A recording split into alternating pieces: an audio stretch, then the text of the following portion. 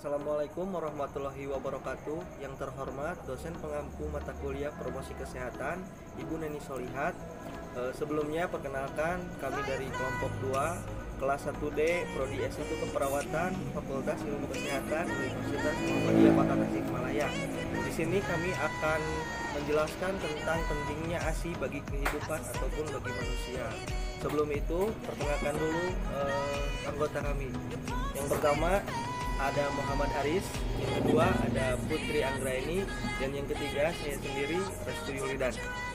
Pengertian ASI adalah suatu emosi dalam larutan protein, laktosa, dan garam-garam organik yang disekresikan oleh kedua belah kelenjar payudara ibu pasca melahirkan dan digunakan sebagai makanan bayi. ASI merupakan cairan alamiah yang mudah didapat dan fleksibel, dapat diminum tanpa persiapan khusus dengan temperatur yang sesuai dengan bayinya serta bebas dari kontaminasi bakteri sehingga mengurangi resiko hormon konvensional.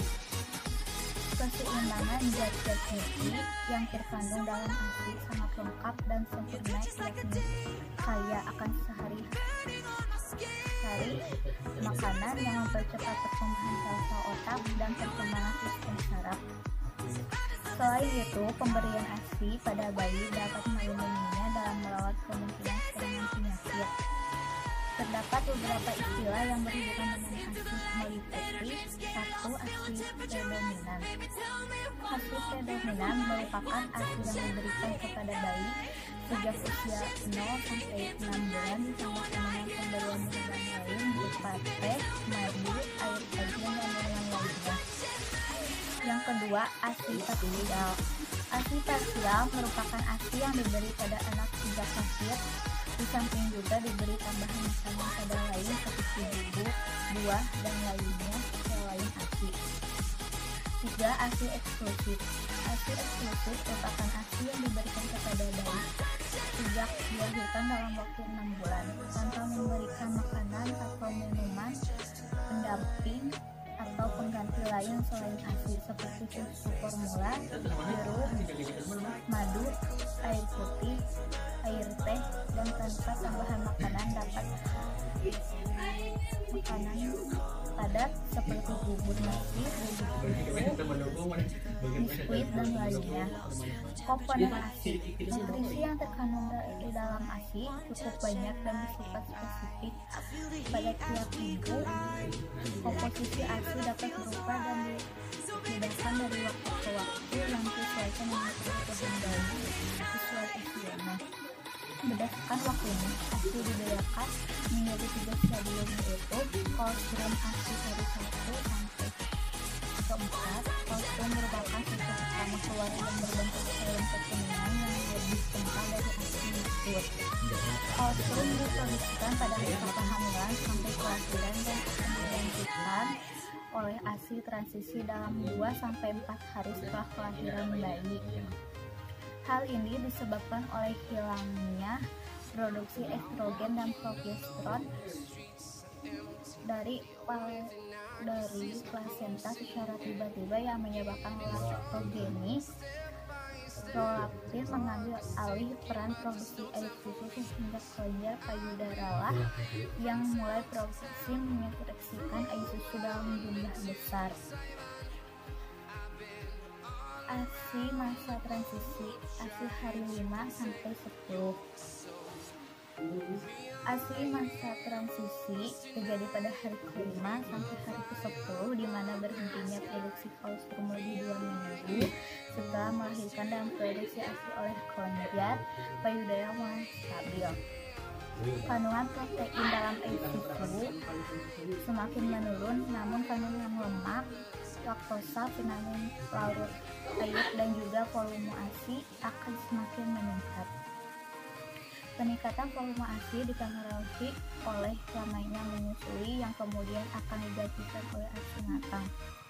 Sedangkan adanya penurunan komposisi protein dalam ASI diharapkan ibu mendapatkan protein dalam asupan makanannya. ASI matur. ASI matur merupakan ASI yang disekresikan dari hari ke-10 sampai seterusnya dan komposisinya relatif konstan. Kandungan utama ASI natur ialah laktosa, karbohidrat yang merupakan sumber energi untuk otak. Konsentrasi laktosa pada air susu manusia kira-kira lebih banyak 50% dibandingkan dengan susu sapi. Walaupun demikian, angka kejadian diare karena intoleransi laktosa jarang ditemukan pada bayi yang mendapatkan ASI karena penyerapan laktosa ASI lebih baik dibandingkan laktosa yang terdapat dalam susu sapi. Selain itu, ASI kaya akan protein whey yang sifatnya mudah diserap oleh susu bayi.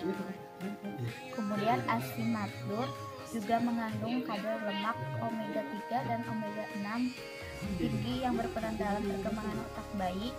Di samping itu, ASI natur juga mengandung asam lemak rantai panjang, diantaranya asam glukosaponik (DHA) dan asam akordilat ARA yang penting dalam perkembangan jaringan saraf serta retina mata.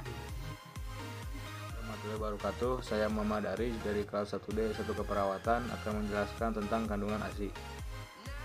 Yang ke-1 yang terkandung dalam ASI yaitu lemak. ASI mengandung lemak yang mudah dicerna oleh bayi karena mengandung enzim lipase yang berperan dalam mencerna lemak. Lemak utama ASI yaitu lemak ikatan panjang yang terdiri dari omega 3, omega 6, DHA dan asam laktonat. Yang kedua yaitu protein. Protein utama ASI adalah whey yang dapat dicerna oleh bayi sehingga tidak menyebabkan gangguan intensitas. Kandungannya sekitar 60%. Yang ketiga yaitu imunoglobulin A. ASI juga berperan dalam imunisasi pasif pada bayi yang akan melindungi usus bayi pada minggu pertama karena mengandung imunoglobulin A. Yang keempat yaitu karbohidrat. Karbohidrat utama yang terdapat pada nasi yaitu laktosa, sekitar 20 atau 30% lebih banyak dari susu sapi. Laktosa juga membantu penyerapan kalsium yang sangat penting untuk pertumbuhan tulang.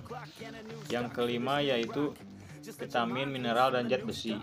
Itu semua lengkap dalam ASI dan dapat memudahkan diserap oleh Beberapa kandungan yang terdiri di dalam ASI. Yang pertama ada unsur lemak, yang kedua ada unsur karbohidrat, dan yang ketiga ada unsur mineral.